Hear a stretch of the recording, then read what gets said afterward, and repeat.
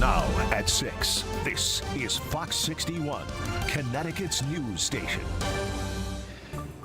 Good evening and thanks for joining us for the Fox 61 News at 6. I'm Brent Hartman. And I'm Sarah Sanchez. We've learned new information about the Connecticut State Police ticket scandal. As we reported last year, several state troopers may have been falsifying tickets or intentionally skewing racial data. But a 16-page investigation report was released today, and the findings have brought more relief than concerns. Fox 61's Carmen Chow joins us in the Breaking News Center now to break down the latest. Carmen?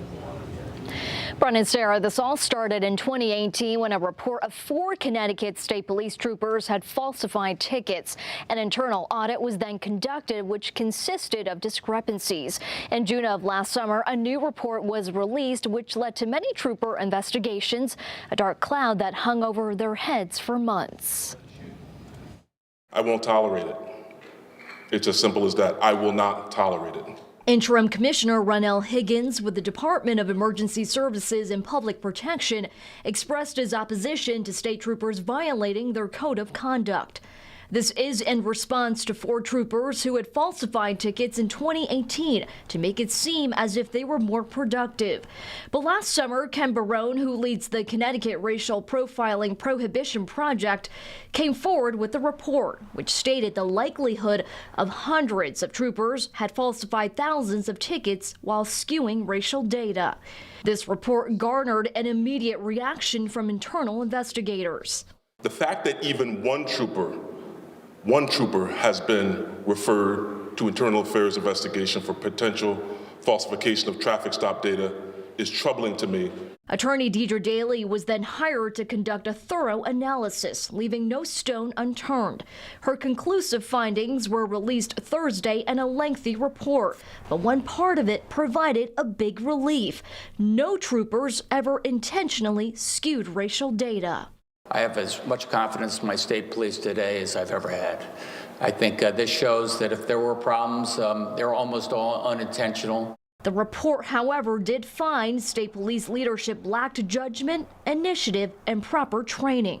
After the incident in 2018, the internal changes made proved to be not enough. This leadership team, as I said, is committed to continuous improvement. 7 troopers and 1 constable are also being investigated for falsifying tickets. As of today, they have been placed on modified administrative leave. Republican State Representative Greg Howard says, if anything, this report shows the under-communicated expectations and training of state troopers as soon as they are hired. We are asking police officers to be data recorders. That is not their job. We give them no ongoing training in what this data reporting actually means on the back end. And there is now a new focus moving forward. A compliance consultant will also be brought in for at least 6 months to make sure all state police members are following the proper guidelines and doing their jobs. Governor Lamont will also be putting forward a bill to hold troopers accountable if they violate any policies. In the Breaking News Center, Carmen Chow, Fox 61, Connecticut's news station. Thank you, Carmen. Fox 61 has obtained police body camera video showing questionable behavior by an East Hartford police lieutenant. That same lieutenant was arrested over the weekend for allegedly driving drunk. Fox 61's Matt Karen is at East Hartford Police Headquarters after trying to get some answers. Fox 61 first reported on Monday that an East Hartford police lieutenant was among several officers who were arrested over the weekend for DUI. Since then, Fox 61 has obtained exclusive body camera footage of that same lieutenant showing questionable behavior when he was pulled over for speeding. Body camera video obtained exclusively by Fox 61 shows Rocky Hill Police initiating a traffic stop that took place back in September of 2022. Watch as the Rocky Hill officer approaches off-duty East Hartford Police Lieutenant Joe Ficcaselli, who flashes his badge. How you doing, man? I'm a lieutenant in East Hartford, in charge of traffic division. What'd I do? You're just going a little faster. You could tell that from where you were parked? Yeah. Really? Yes, sir. Oh, okay. Am I good to go? Yes. Thanks, man. Have a good one. Good day. Fox 61 went to the East Hartford Police looking for an interview. I'm Matt Karen with Fox 61 News. We're looking to talk to either your chief or your PAO regarding Lieutenant Ficcaselli. No one came to talk with us in the lobby. We filled out a Freedom of Information request for Lieutenant Ficcaselli's disciplinary record, and soon after received a response that Ficcaselli has no disciplinary record. Officer Mark Caruso telling Fox 61, because many off-duty officers are armed, it's not unusual for off-duty officers to identify themselves with their badge and police ID as a safety precaution. Lieutenant Ficcaselli was arrested by state police Sunday in Somers for allegedly driving drunk. According to state police, Ficcaselli and retired officer Robert Pronovost were apparently driving in the same car, and at some point the two switched seats before both were arrested. Incident reports say Ficcaselli complained of being in pain and was brought to the hospital where he refused the standardized field sobriety test. Would the mayor have anything to say? Would I be able to do an interview with the mayor? Sit down with him? Let me see. Mayor Connor Martins, head of communications, told Fox 61 he wasn't available, but provided a statement that reads, "We are aware of the body cam footage, though I have not seen it personally. At this point in time, the investigation regarding the concerning events of this past weekend is still in progress. We will take any appropriate action necessary." Lieutenant Ficcaselli is 45 years old and has been with East Hartford PD for 20 years.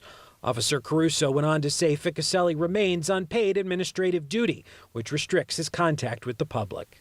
We dug into Ficcaselli's background and discovered that he was also placed on administrative duty back in 2018 when he was part of a police-involved shooting incident that led to the death of Juan McCrae. Ultimately, the state's attorney's office found that use of deadly force to be justified.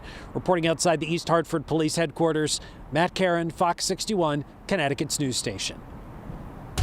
Thank you, Matt. Time for a check on the weather. Still gloomy out there today, but a little warmer. I did ditch the big winter coat. I'm feeling a little bit better just looking at the 7-day forecast. Oh, it's just already boosting his serotonin levels over here. Sarah Frank's joining us now with a look at that. Sarah? You know that it's coming Rachel. eventually. Yeah, I knew what you meant. You know, I knew that sun was coming eventually, right? And it's so nice to have that promise of it on the 7-day forecast starting this weekend. Today's high temperature right around the 40-degree mark, which is about 5 degrees above average for this time of year. We had a little bit of sun outside this morning, just enough to tease us in some communities. It was very short-lived as clouds came right back in again. Taking a look at the bigger picture here, the satellite and radar, you'll see some snow and some rain to the north of us. This part of the disturbance will miss us, staying to the north, but there is a front dangling from this disturbance, and a little wave of low pressure will ride along it and pass just to the south. That could be just enough moisture to bring us the chance for a light shower or a snow shower overnight into tomorrow morning, although I think that most of the state stays dry. Overnight lows will be dropping back close to the freezing point. We'll see a lot of clouds out there. Check in with the morning show crew to let you know if there's any sneaky, slippery spots to start off the day. Otherwise, we're looking at one more mostly cloudy day. By lunchtime, temperatures are up around 40 degrees, and then we'll see some clearing as we head into tomorrow evening, and that clearing will pave the way for that much anticipated sun. Your full forecast coming up. All right, thank you, Rachel. New tonight, Attorney General William Tong says Connecticut will get $4.4 million from a $350 million settlement with advertising agency Publicis Health for their marketing campaigns for OxyContin and other prescription painkillers. The Office of New York Attorney General Letitia James led negotiations with the company. She said Publicis worked with OxyContin makers Purdue Pharma from 2010 through 2019. James's office said the materials played up the abuse deterrent properties of OxyContin and promoted increasing patients' doses. Tong released a statement in response to the settlement saying Connecticut was among the states leading this investigation and today's settlement as we continue to play an aggressive role in bringing the entire addiction industry to justice. Well, the dangers of online media for kids continues to be front and center on Capitol Hill following yesterday's hearing involving CEOs of major social media tech companies. Today, Senators Richard Blumenthal and Marsha Blackburn hosted the Advocacy Day kickoff for the Kids Online Safety Act, and they were joined by families of young people harmed by social media.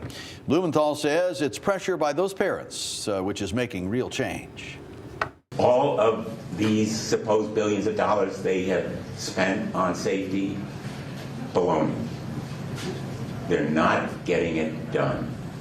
And that's why we need to hold them accountable, not just in a hearing room, but in a courtroom. The Kids Online Safety Act is a bipartisan bill that requires tech companies to take measures to protect children.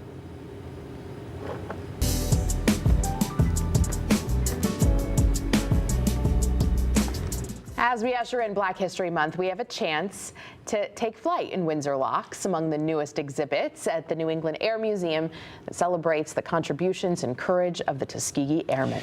And that exhibit now has a special honor. It has been designated to be a part of the Connecticut Freedom Trail. Fox 61's Jim Altman has more. They were known as the Red Tails. This show is about a living legacy of bravery and courage. They were known for setting the gold standard. This is called the Tuskegee Airmen, Their Untold Stories. It is a World War II retrospective. This aircraft was flown at Tuskegee during the war. At the New England Air Museum, there is an added focus in February. They were out there protecting and helping the bombers. Here, Black History Month welcomes visitors to see one of their newest additions, the Tuskegee Airmen, Their Untold Stories. These are American heroes who are unsung heroes. They had to fight to get in to defend their country, and they were being kept out, and they felt, it's my country too. The exhibit was officially dedicated here back in June, and some of these pieces date back more than 8 decades.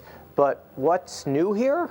It is done, and as a result of this, we've just been designated a stop on the Connecticut Freedom Trail. We are so honored and excited. People might know the Red Tails, they might know of the Tuskegee Airmen, but there hasn't been very many efforts to put this incredible story, this incredible heritage into a museum setting. Their message bears repeating, that in the propeller age, the airmen were jet setters. And it's been surprising to me how many people didn't know about the Tuskegee Airmen. It's so important to keep their story alive. Yesterday, I fulfilled one of my ambitions as a combat pilot. They changed the world with their story, and by keeping their legacy alive, we continue to do so. In Windsor Locks, Jim Altman, Fox 61, Connecticut's news station.